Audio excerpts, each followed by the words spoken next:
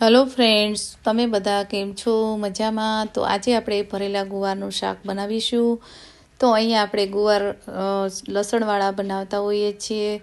તો અહીંયા આપણે એક નવી ટ્રીક સાથે ભરેલા ગુવારનું શાક બનાવીશું. તો અહીંયા આ ગુવારની શીંગો છે તે કૂળી અને જાડી શીંગો લેવાની છે. તો એમાં આપણે ગુવાર ભરી અને બનાવીશું.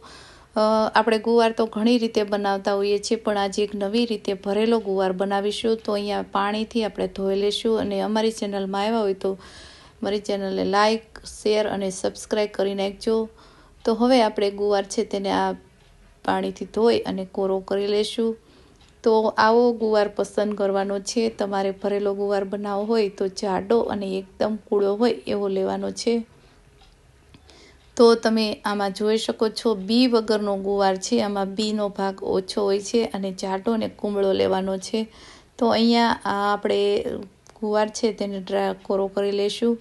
તો આવી રીતે તમે ભરેલો ગુવાર ક્યારેય ખાધો નહીં હોય અને ઘણાને એમ થતું હોય છે કે ગુવારને આપણે કેવી રીતે ભરીશું. તો તમે આગળ વિડીયો જોતા રહેશો તો હું ગુવાર કેવી રીતે ભરું છું. આપણે ભીંડા ભરેલા જોયા હશે, રીંગણાનું શાક જોયું હશે, કંટોલા, કારેલા, પણ આજે આપણે એક નવી ટ્રીક સાથે અહીંયા આપણે ભરેલો ગુવાર તમે જોઈ શકો છો. જે ઉપરની બે ફાડ જેવો ભાગ છે તેને આપણે ચપ્પુની મદદથી આ રીતે એકદમ સીધી લાઈન કરવાની છે અને હળવા હાથે કરવાની છે.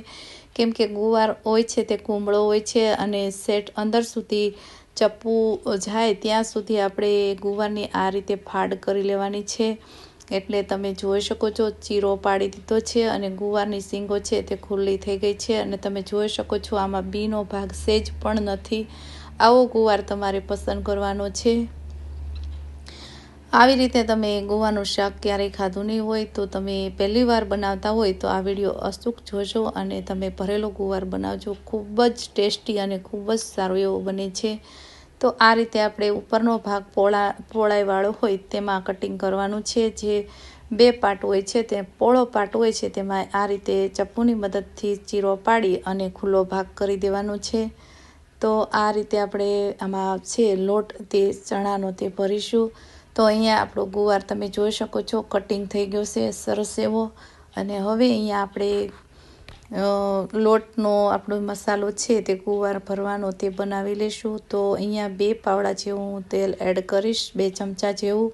અને અડધો કપ જેવું આપણે ચણાનો લોટ છે તેને એડ કરીશું. અહીંયા મેં 250 ગ્રામ ગુવાર લીધેલો છે. તેલ આપણે સાઈડમાં રાખીશું. ત્યાં સુધી આપણે લસણવાળો મસાલો કરી લઈશું. કેમ કે ભરેલા ગુવારમાં લસણવાળી ચટણી હશે તો ખૂબ જ સરસ એવો ટેસ્ટ આવશે અને ખૂબ જ એવો સારી એવી લાગશે તમને ખાવા.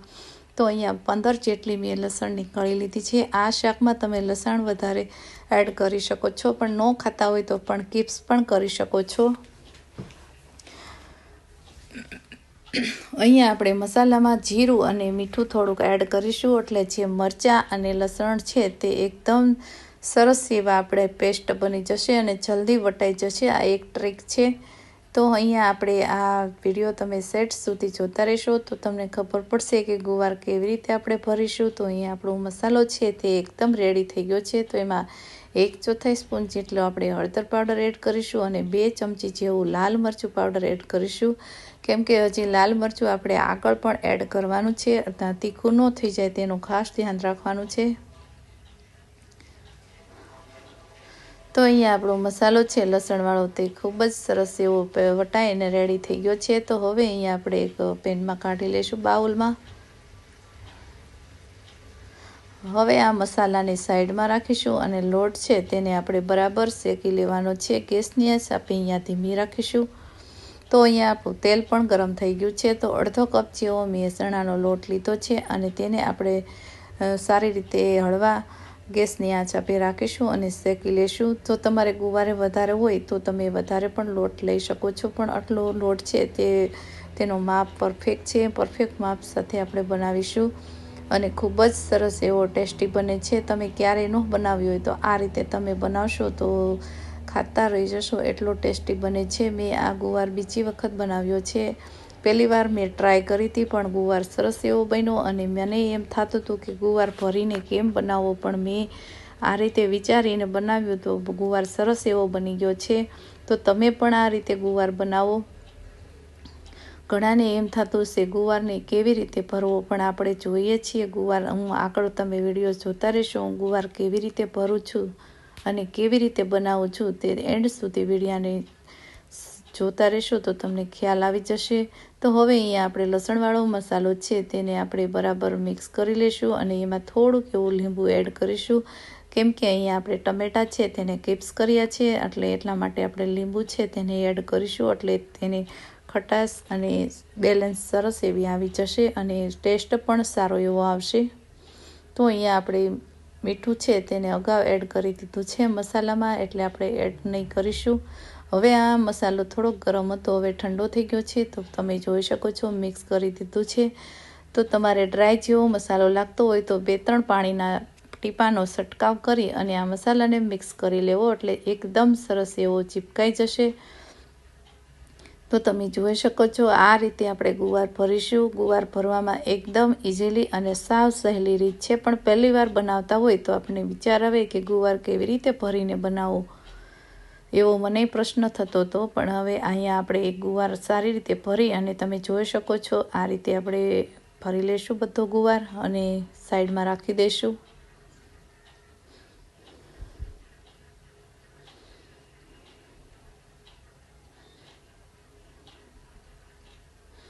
તો અહીંયા આપણે હળવા હાથે આ રીતે જે છે તેનો કાપો પાડેલો છે તેને ખુલ્લો કરી અને આ રીતે આપણે ચણાનો લોટ છે મસાલાવાળો એને ભરી દઈશું અને આ રીતે ફિટ કરી દેવાનું છે. અને હવે આગળ વિડીયામાં આ રીતે વરાળથી આપણે બાફીશું, સ્ટીમ કરીશું, એટલે આપણો ગુવાર છે તે ભરેલો જ રહેશે અને વિખાશે પણ નહીં. આમાં કોઈ વિસલ કે કોઈ પણ પ્રકારની કરવાની નથી.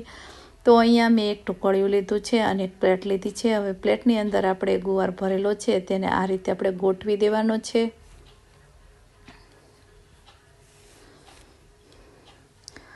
હવે અહીંયા ગુવાર આપણો બધો સરસ એવો ગોઠવાઈ જાય એટલે એને 15 થી 20 મિનિટ જેવો આપણે કૂક કરીશું, કેમ કે અહીંયા ગુવાર જાડો છે એટલે કાચો ન રહે, એટલા માટે બરાબર કૂક કરી લઈશું.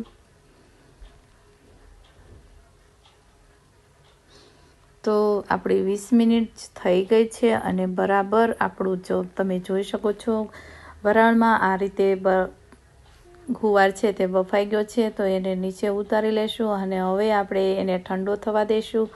આ ગુવાર તમે એમનામ પણ ખાઈ શકો છો, પણ આપણે વઘાર કરીને એકદમ સરસ એવો ટેસ્ટ આપણે આપીશું મસાલા સાથે. તો અહીંયા અડધી વાટકી જેટલું મેં દહીં લીધું છે અને દહીંમાં આપણે મસાલા કરીશું. તો 1/4 સ્પૂન જેટલી આપણે હળદર એડ કરીશું, 1.5 ચમચી જેટલું લાલ મરચું પાવડર અને અડધી ચમચી જેટલું જીરા પાવડર એડ કરીશું, કેમ કે મસાલા છે તે આપણે અગાઉ પણ નાખેલા છે એટલે આપણે તેને ધ્યાનમાં રાખી અને એડ કરીશું. અને સ્વાદ પ્રમાણે અહીંયા થોડુંક અમથું મસાલાનું મીઠું એડ કરીશું અને લીલા ધાણા ફ્રેશ છે તેને એડ કરી અને આ પેસ્ટ છે તેને એકદમ સરસ બનાવી લઈશું.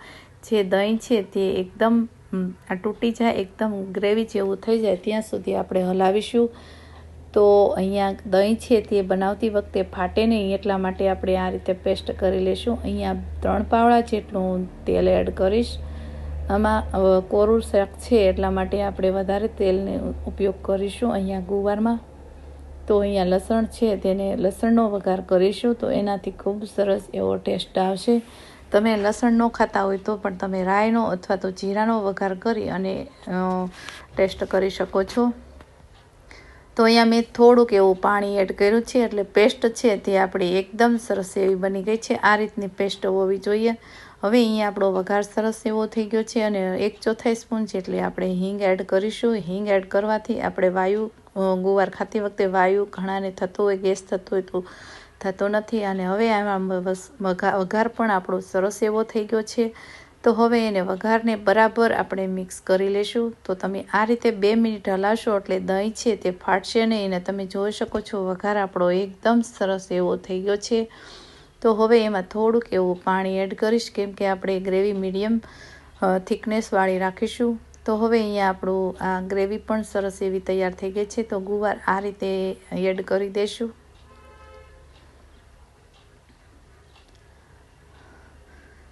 તો આ રીતે આપણે ગુવારને ગોઠવી અને થોડુંક એવું પાણી એડ કરીશું. તો તમે જોઈ શકો છો આ આખો ભરેલો ગુવાર આપણો બની અને રેડી થઈ જશે। અહીંયા આપણે 3 મિનિટ કે 2 મિનિટ જેવું જ કૂક કરવાનું છે, કેમ કે ગુવાર છે ઓલરેડી કૂક થયેલો જ છે। ખાલી ગ્રેવી આપણે થોડીક પાકી જાય ત્યાં સુધી આપણે એને થવા દઈશું। તો અહીંયા 2 મિનિટ જેવું થઈ ગયું છે અને આપણે ગ્રેવી છે તે પાણી એબ્ઝોર્બ કરી લીધું છે ગુવારે। તો હવે અહીંયા આપણે લીલા ધાણા ફ્રેશ છે તેને એડ કરીશું અને સર્વ કરીશું। તો આ શાક બનાવવામાં વાર લાગતી નથી, 15 થી 20 મિનિટ જેવી વાર લાગે છે।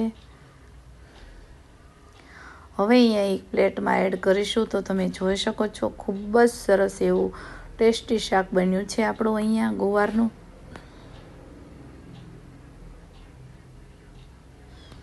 તો આવું શાક આપણે ક્યારેય નહીં ખાધું હોય અને આ પહેલી વાર ખાધું હોય તો પણ ખૂબ જ ટેસ્ટી બને છે। તો તમે જોઈ શકો છો આ રીતે આપણે સર્વ કરીશું। તો અમારી આ રેસીપી સારી લાગી હોય તો વિડીયોને લાઈક કરજો, શેર કરજો અને અમારી ચેનલને સબસ્ક્રાઈબ કરવાનું ભૂલશો નહીં। Thank you.